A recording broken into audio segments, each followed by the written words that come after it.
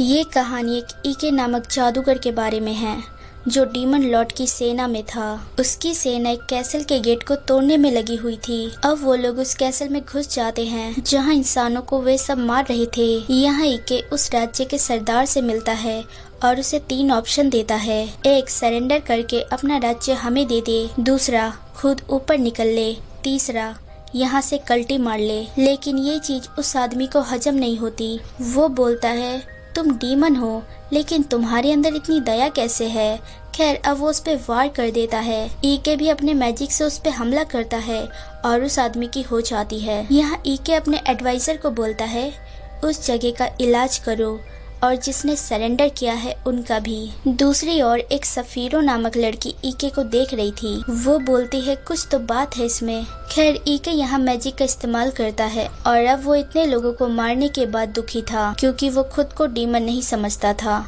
असल में वो एक इंसान है जिसे एक महान मेज जिनका नाम रोमबर्ग था उन्होंने पाला था। क्योंकि ईके अनाथ था और इंसानी बच्चा था, लेकिन फिर भी रोमबर्ग ने उसे सारा ज्ञान और मैजिक सिखाया और अपने आखिरी पल में उसे 2 बात बोली, कभी भी उस खोई हुई हकीकत के बारे में बात मत करना क्योंकि वो कभी न कभी तबाही बड़ा अंत लाएगी। और दूसरा, तुम्हें कभी भी रोब और मास्क उतारना नहीं चाहिए। अगर तुम्हारी पहचान खुल गई तो डीमन लॉर्ड तुम्हें कभी भी माफ नहीं करेंगे। अब वो बोलता है, ये रूम एक पावरफुल बैरियर से घिरा है। मेरी परमिशन के बिना कोई भी अंदर नहीं आ सकता। तभी उसकी नजर टेबल के नीचे जाती है जहाँ एक लड़की सदमे में उसे देख रही थी और घबरा के उसे मारने के लिए मना करती है। तभी उसके सर पे लग जाती है और वो गिर जाती है। अब वो रोना चाहता था क्योंकि उसकी पहचान इस तरह सामने आ गई। अगले सीन में ईके का एडवाइजर बोलता है, आप इतने लोगों को क्यों जीने दे रहे हो। एडवाइजर और उसके टीम के हिसाब से लोगों को मार देना चाहिए और उस जगह की वाट लगा देनी चाहिए, लेकिन ईके ऐसा नहीं करता। इसलिए एडवाइजर को थोड़ा अजीब लगता है। लेकिन ईके बोलता है, ये जगह ट्रेडिंग पे है और यहाँ का टैक्स कौन तेरा बाप भरेगा। तभी वहाँ कुछ लोग दिखते हैं जो ईके से बात करना चाहते थे, लेकिन एडवाइजर बोलता है, कोई आम इंसान ईके से बात नहीं कर सकता। पर ईके उसकी बात इग्नोर करके लोगों से बात करने चाहता है जहां वो पूछते हैं कि उन्हें कितना टैक्स देना होगा। ईके बोलता है, जितना तुम देते आ रहे हो। और ये भी बोलता है, जो भी डीमन लॉर्ड की फौज का विरोध करेगा, चाहे वो कोई भी हो, उसकी चटनी बनने में ज्यादा देर नहीं लगेगी। अब ईके अचानक गायब हो जाता है और एक अंधेरी जगह में आ जाता है। वहाँ उस पे एक अजीब सी चीज वार करती है जिस पे वो हमला कर तोड़ देता है। खैर, ये सब तमाशा सफीरो देख रही थी। सफीरो बोलती है, जो लड़का अपने महान मैजिशियन दादाजी के पीछे अक्सर डर के छुप जाया करता था, वो इतना ताकतवर कैसे बन गया। सफीरो डीमन लॉर्ड के फौज की 7वीं कॉर्प्स कमांडर थी।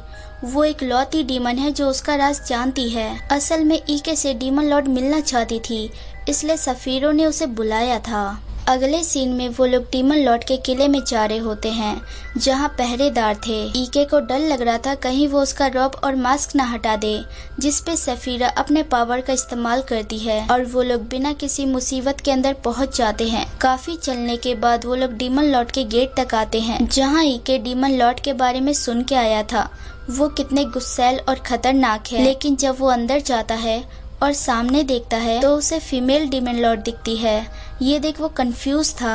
खैर, डीमन लॉर्ड ईके से काफी इम्प्रेस थी क्योंकि उसने 1 हफ्ते में वो किले को अपने कब्जे में कर लिया था। डीमन लॉर्ड बोलती है, कितने अच्छे हो तुम, लगभग इंसान जैसे लगते हो। ये सुन ईके घबरा जाता है, लेकिन सफीरो चीजों को ये बोल के हैंडल कर लेती है कि ईके रोमबर्ग का पोता है जो हेल का गार्डियन कहलाता है। ये सुन लॉर्ड समझ जाती है कि वो इतना अच्छा क्यों है। यही कारण है कि उसने लोगों को नहीं मारा। खैर, ईके उनकी बात को घुमा देता है।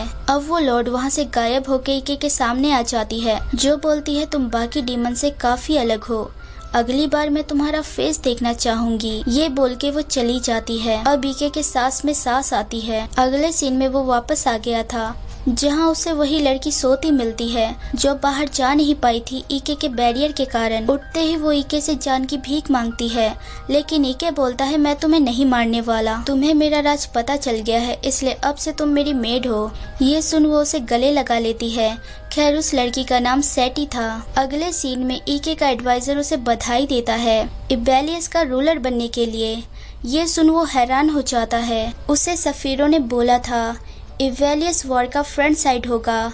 ये एक छोटा शहर है लेकिन उनकी आर्मी के लिए मुश्किल है। यहाँ ईके का काम उन्हें प्रोटेक्ट करना और उनसे टैक्स रेवेन्यू डबल करना है। खैर अब वो लोग काम स्टार्ट करते हैं जहाँ ईके को पता चलता है सब कुछ ठीक करने में उन्हें एटलीस्ट 6 मंथ लग जाएंगे। लेकिन ईके एडवाइजर को बोलता है ये काम मुझे 1 मंथ में कंप्लीट चाहिए। अब दिखाया जाता है इंसान और डीमन साथ में काम कर रहे हैं। ये चीज देख एडवाइजर सदमे में था। यहाँ एक डीमन बड़े से पत्थर को हटा नहीं पा रहा था।